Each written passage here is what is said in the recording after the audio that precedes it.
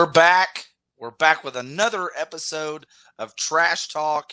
And tonight we have a treat for you. We're watching Bing Boom Bong Boom Bing Ching Ching Ching. No, wait. I don't know how to edit this.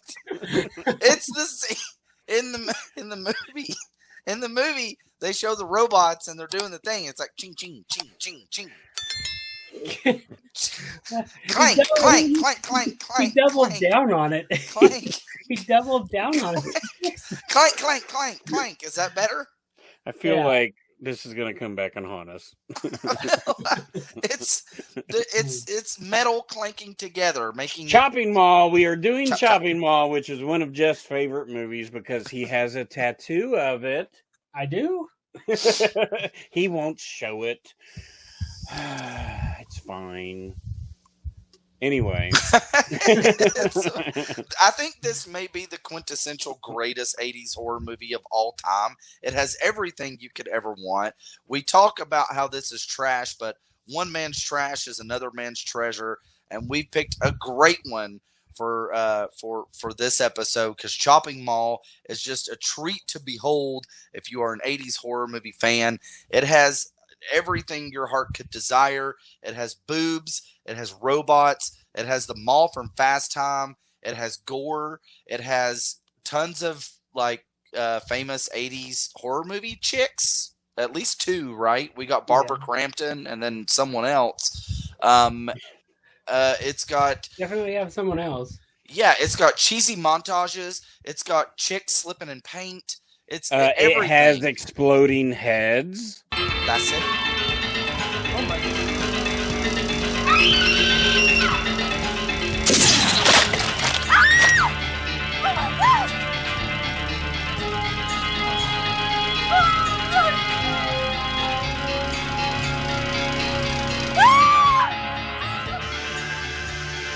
Thank you. Have a nice day. What is it the robots say? Yes. They're like, Thank you. Have a nice day. Yeah. I almost said thank you, come again. That's my favorite part of the movie, by the way. But I need some clarification here. Okay. How powerful? Where is the in between? Like the lasers either cut jeans or explode a head. The blue lasers cut jeans. Okay. The red lasers explode your face. Okay. We also, I forgot to mention, we have Dick Miller and Jeff. Just please lay it down. Because Dick Miller's been in everything. Yeah, what hasn't he been in? Terminator? Is it 1 or 2, Richard? Where isn't he the gun store owner? Probably. That feels like one. That feels like one. I don't have the clip, Jeff. I failed you, sir. So one have the Dick Miller clip. I forgot to put it in here. No. I'm going to try to work on it. About it. Let's walk them through this one.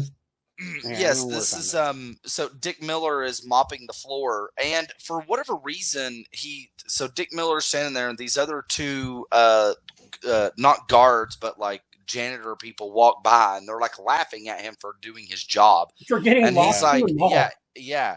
He's like, laugh, guys, but I'll be out of here in 10 minutes, no second flat. And they're like, yeah, right, we'll see. And I'm like, is this how janitors pass their time? Do they like their job? Yeah. Do they like their job so much that they turn it into a contest on how fast that they can get done mopping the floor? They should. Well, so the funny thing about this film, if I remember correctly, Dick Miller, was always used by Roger Corman in, a lot of his stuff. And I want to say that if I'm remembering right, it was Roger Corman's wife that kind of produced this film. So Corman went out of town, and his wife was like, all right, let's make a movie. So they made this, and they're like, we got to have the janitor, a quick little scene. And they're like, Dick Miller. So it threw him right in there.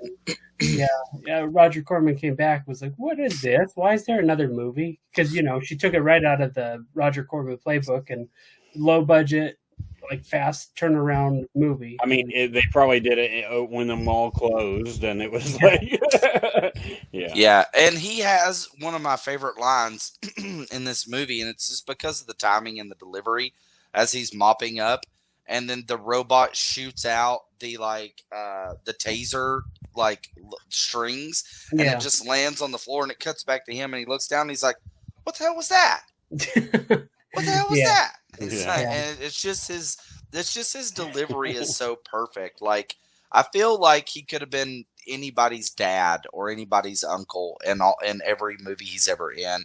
He's just absolutely hysterical. And every time you see his face, he's like, there was a documentary about him, wasn't there? It was like That Guy, Dick Miller. That guy, yeah, because you go, oh, it's that guy. You know, you've just seen him and everything, and it makes me smile every time I see his face on the screen. So Me too. next up, we have chewing gum, son of a bitch. We have chewing gum. He really got it out. Matt has been talking about this guy for a while. No, dude, since the first time I watched this as a teenager, I hated this guy's face. Maybe because I was picked on as a teenager myself by jocks. His chewing gum stupid face just gets on my nerves the whole time. And it's not that he chews gum, it's his opportune time to open mouth chew gum and use it as a tool. It's like whenever you hear about actors and they're like, oh, I work better if I have a prop or something to grab onto or something. Yeah. And this guy's like, just give me a whole pack of double bubble, you know? I feel like he's a guy that would eat like zebra stripe gum. The fruit stripe? Just a damn douchebag. He would have Big League Chew. Big League Chew, yeah. Big League Chew. I love the great Big League Chew. Yeah. Yeah, but it loses its flavor so quickly. I used to eat it as a child. I wouldn't eat it. Yeah. It's like those fake cigarettes I used to eat / smoke. Yeah. Yeah. And then I smoked real cigarettes. So how well did the candy company really benefit from all the lung cancer that they have given everybody over the years? Well, they own the cigarette company, so they win. Candy and cigarettes. The cigarette company. What's the difference? Okay, Willy Wonka's snorting crack. Okay, guys. I need an He's over ultimate. there banging a Oompa Loompa, snorting. I need an ultimate cut of Phantom of the Mall and Chopping Mall into one movie. I'm sure you could do it, right? You could do it. You could. Is it as long as it ends with dude literally power pressing the bitch over his arms and then tossing her, and as her face splatters against the floor, the robot wheels up and it's like, "Thank you. Have a nice day." It's perfect. I agree. These two things would fit together, although one is very Canadian and the other one is not. I also feel like this was what came first. Was it this or was it John 5? Not the guy who plays guitar with Marilyn Manson. Yeah, no, Johnny number 5. Short circuit. Yeah. This is another '88 film, so I'm alive. Yeah, I'm not sure. The second one always made me cry because it had the best ending. Whenever he's bleeding out his oil, and it's we need a hero, and he's like, right, I'm done. I'm just here for the entertainment. I'm just here for the entertainment. Wow. How many people want a party in my mattress store? I mean, I do like this movie, but I mean, it is very light on the story and just on the idea of what a party is. Yeah. Well, and like just having an orgy. I mean, like it's just I don't know. I guess I don't know. Did the people? All right. So here's something I never could remember. When thinking back on the film, the two people in the truck. Were they two people that were actually in the movie? Like, did they show up or were they just random people? Because dude, good damn question. I have no clue on the names in this, and I've seen this film like 20 times. But we get that weird scene where they're outside. They're like, "We got to repair the truck," and like she's like, "I could do it." He's like, "No, you can't." And of course she does. are they different from the people in the mall? No, And and also it feels like a scene directly out of Friday the 13th Part 7. yeah. Like there's no reason for it to be there. And she's like, we need to have this couple's car break down. And it just feels like something that should be happening in the middle of woods, but instead it's in the middle of the city. I don't know. That's a really good question. Why is that scene there? I don't recognize those people ever again. I think they might be, but I don't know because most of the other employees just come from like other stores in the mall. Yeah. Like it's the three. We get our three guys that are all like workers at the furniture store, and then the two girls from the.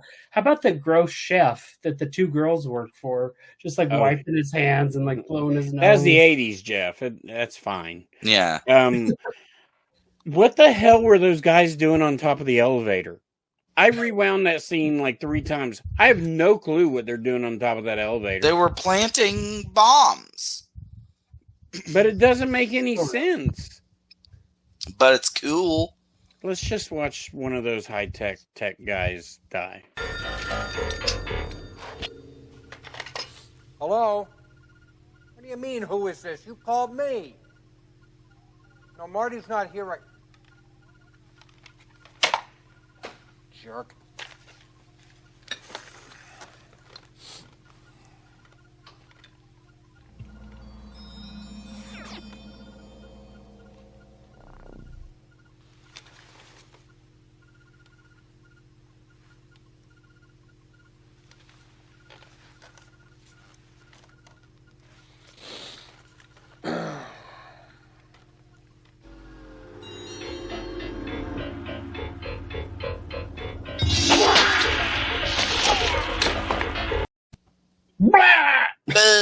Why does he? I really wanted to tech death the other guy because he's reading a Playboy, and so it shows a nudie girl on it, but the claw comes through the magazine.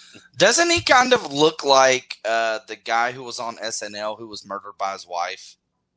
No, he doesn't. Phil Hartman? Not at all.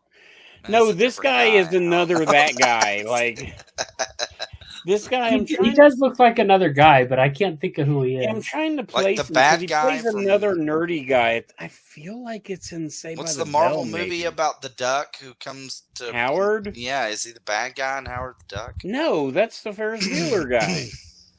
Which there's a whole issue there. What's wrong with Ferris Bueller guy? Oh, he's not a good guy either. He's not. So many bad guys. Jeff. Yeah. Ratting them off, man. Give us the lowdown. Damn dirty bastards. Yeah, I got Damn dirty apes. Let me just name them all real quick for you. We got the one dude who's now well, never mind. Didn't he or she run over somebody and kill him? Just we're just not going to. We can't go down that road. I mean, I probably would. I didn't see this movie until probably a decade ago, maybe 15 years ago. So, I mean, I was well into adult life till I saw it. So this movie would have definitely benefited for me seeing it early on, right? I mean, it's just one of those movies, and there's when stuff happens, it's really good, but there's a long period of time where nothing is really going. There's only a runtime of about an hour 16 on this, if I recall. I think you're right, but that's probably like they ran out at about an hour. Yeah, those 16 minutes are a little rough. Well, there's one guy in this movie. He's like the smaller dude, but his girl's the one that gets her head blown off. And he there's this one scene where he plays like pissed off with the other dude, and he's like, "Well, can't we come up with a plan?" And instantly he's like, "Yeah, a lot of good that did, Cheryl. You son of a bitch." Oh yeah. Well, see, so that's the other part of this movie, right? Like, is it a comedy or is it a drama or is it a horror movie? Like, because there's some real like the people die, and they're watching them die, and it's like it's kind of this horrible thing. I don't know. I mean, in most horror movies, their relationships aren't played up so good, or whatever. Where he's like, I like is it the guy that the girl is like, give me a pack of smokes after they have sex, and That's he the has to go bubblegum guy's girlfriend. Yeah. He has the worst and lamest death too. Also, something happens in this movie that never happens in real life. The nerd gets the girl, gets laid, saves the day. Yeah, but right? the other part of the I mean, and this was an 80s deal too, right? Like, they're not nerds. They're just making them nerds. So inherently, it's just like he's ripped and he's like, when he takes off his glasses, he's got long hair. I mean, and she's attractive. Like, they're not really nerds. I mean, it's the whole 80s. Put some glasses on him. Yeah, and that's what makes him a nerd. Really, his biggest downfall is that he was very dedicated to his family business. Isn't that all of ours? Man.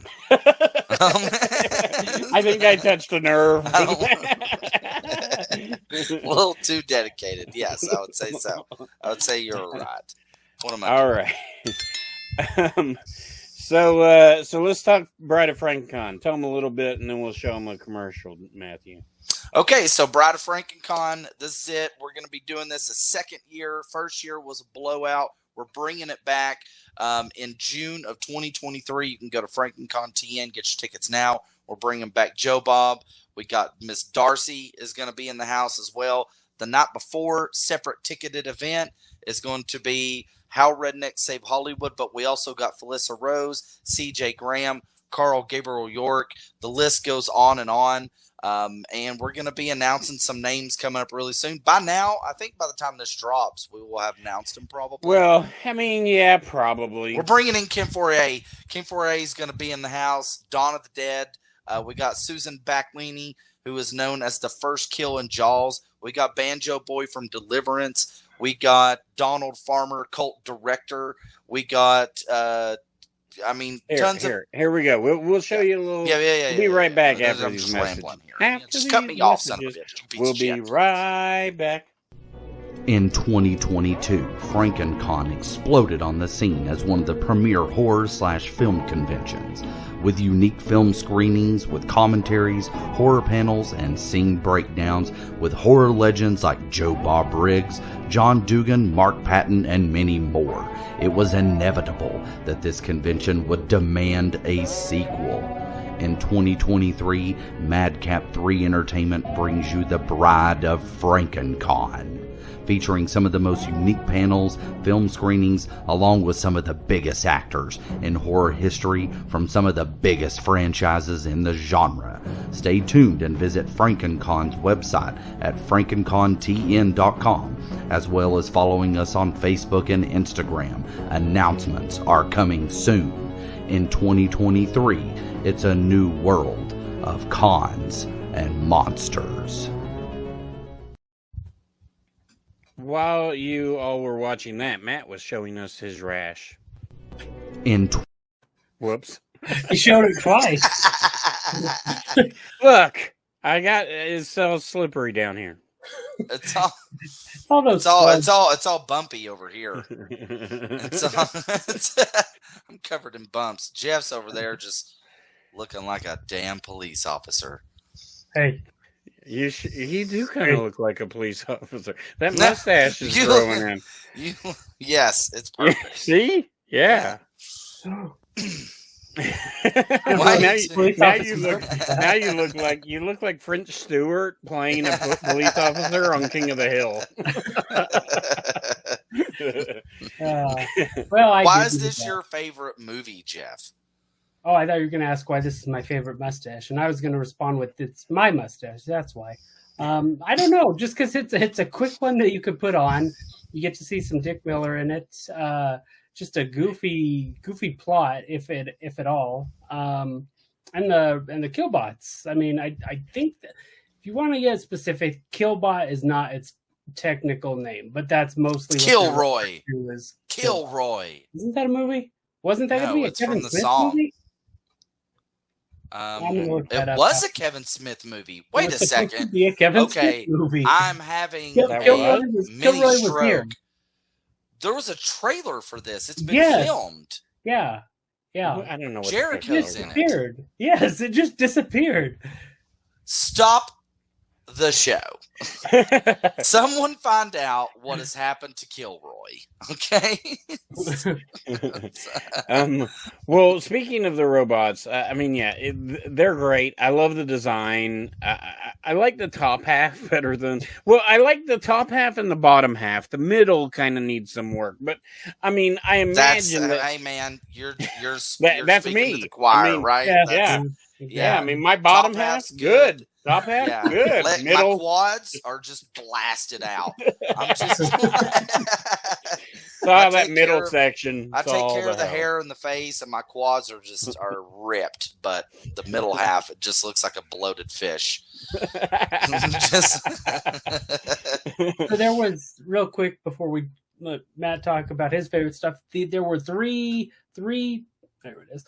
3 models that they used for this. So one was a like rolling model, so that's the one you see moving all the time. 2 was like a stationary one, and 3 was just like a really cheap one. So because I can't tell the difference. No, I know there, but like only one of them is really a functioning one. So I that's wonder how they showed made the it. I 3. mean, it has a real motor in it and everything.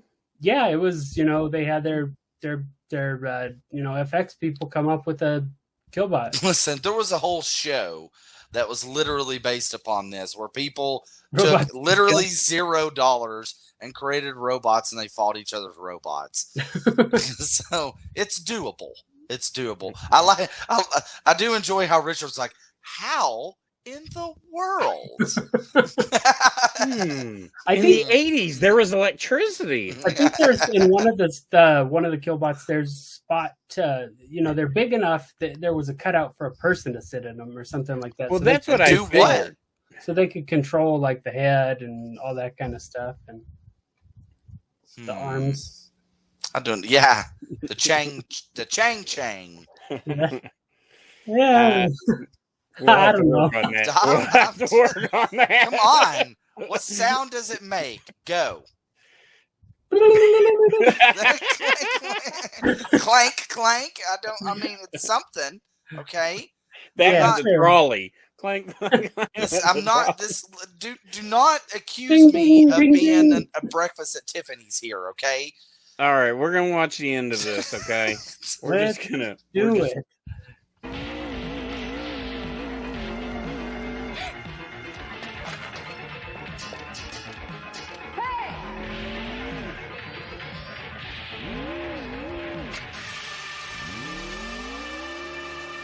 Have a nice day.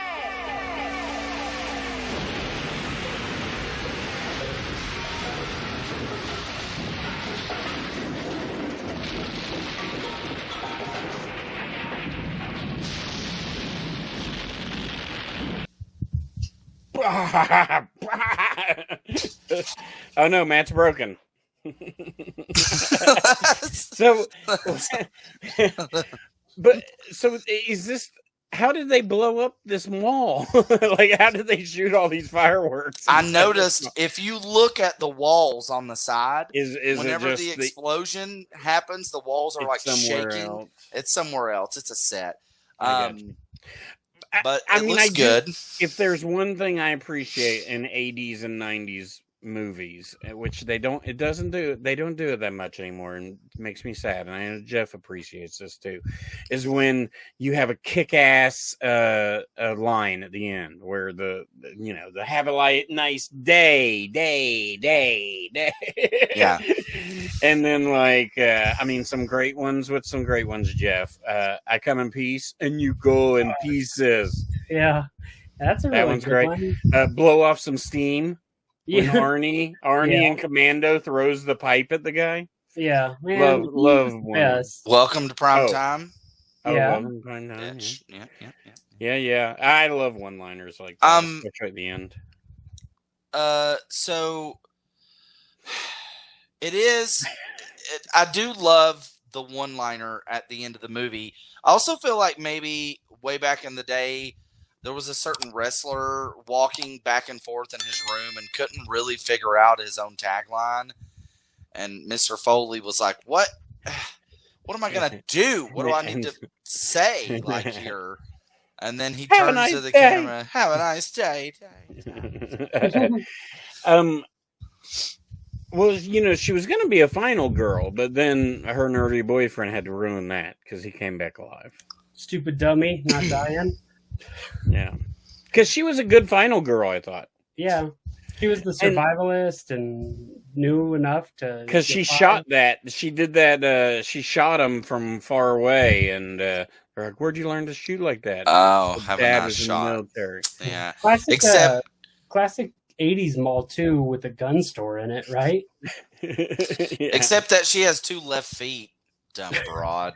Well, I mean, she did break Well, her that's leg it for us. mall. Matt has literally stopped everything with All all in his one comments. episode, too. Jesus Very Christ. good. We'll just blame the rash. Blame it on the rash. Blame It's a it series on of the rash rash. decisions. Yeah. Jesus. All right, so guys, we are a Night of the Nerdy Laser. If you have not heard of us, we are a podcast weekly on Spotify, Libsyn, Apple Podcasts, anywhere you listen to podcasts, and we talk about horror movies. We do it more long form over there. The episodes are an hour. We try to be informative and funny, where this show is, I don't know really what its purpose is, but hopefully we succeed at one of those.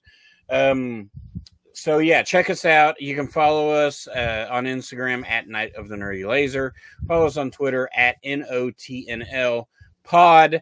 And you can just keep watching here on Tingler Television, or if you're watching us on YouTube, subscribe, hit that bell. And yeah, we appreciate you guys watching us. And Matt, tell us something else you like about this movie before we go. Bye.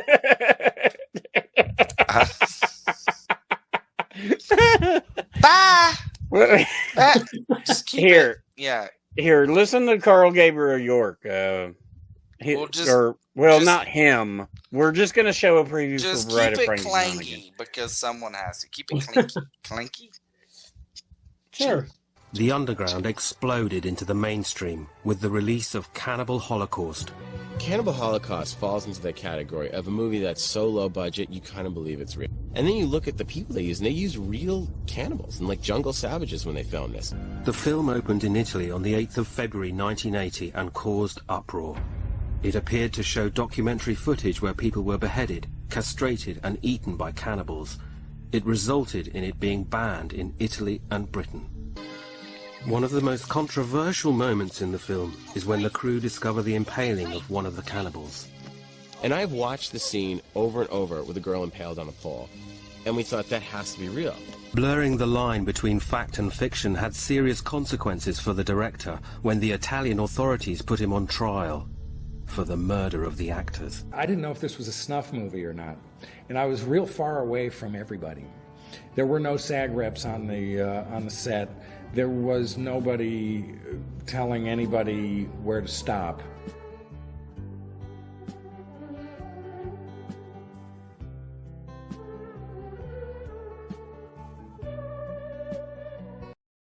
If that isn't your favorite woman on a pole, I don't know what is. Bye, everybody. Bye. Keep it bloody. Somebody has to. Clink.